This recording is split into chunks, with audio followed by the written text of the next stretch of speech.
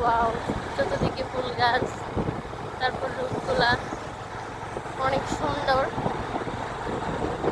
আমার husband ride করতেছে, পিছনে বসে আছে। এই যে গাড়িগুলা যাইতেছে, কত ভালো লাগতেছে।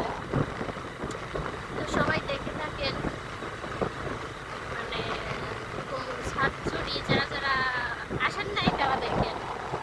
আর আমি জানি অনেকেই সাতচুরি আইছে, কারণ সাতচুরি এমন একটা বিখ্যাত জায়গা, সবাই আসে। অনেক ভালো লাগে, চা বাগান সব দিক দিয়ে।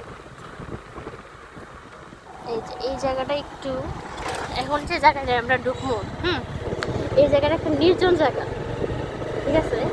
সব জায়গায় কিন্তু ঠান্ডা নাই। আমরা এই যে আইসে অনেক গরম লাগছে, কিন্তু কিন্তু এই জায়গাটার মধ্যে এত পরিমাণে শীত, মানে কি করবো, সব সময় ঠান্ডা দেয়, সব সময় ঠান্ডা লাগতেছে। এই যে ঠান্ডা লাগতেছে, মানে মনে যে এই জায়গায় আমি যে কোনো এসি লাগাই রাখছি, কি ঠান্ডা বাতাস আর ঠান্ডা স্থির।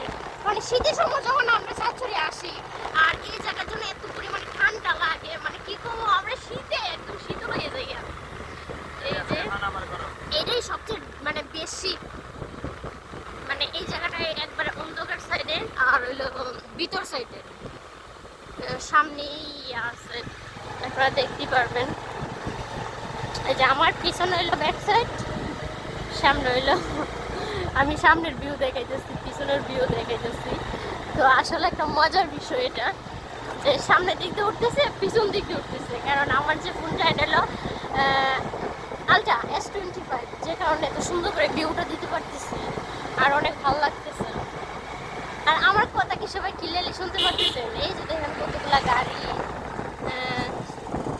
গাইজ এই জায়গায় কিন্তু প্রচুর ঠান্ডা, ঠিক আছে? কারণ এটা ভিতরের জায়গা, এই কারণে যখন এই জায়গাটা পার হয়ে যাবো তখন এতটা ঠান্ডা লাগবে না। জায়গাটা আবার একটু অন্ধকারও।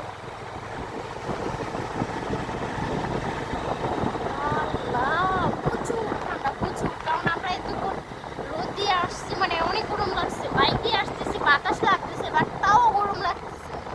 কিন্তু এই জায়গায় ঢোকা মাত্র এত পরিমাণে ঠান্ডা লাগতেছে, কি করবো, মানে প্রচুর। এর ভিতর সাইড, এই যে হালকা হালকা কুয়াশা কুয়াশা। এই জায়গাটা সবসময় এরকম থাকে, সব সময়, মানে শীত কোন গরম কোন সব সময় এমনটা। যাই হোক, এখন আমরা বের হয়ে যাব, মানে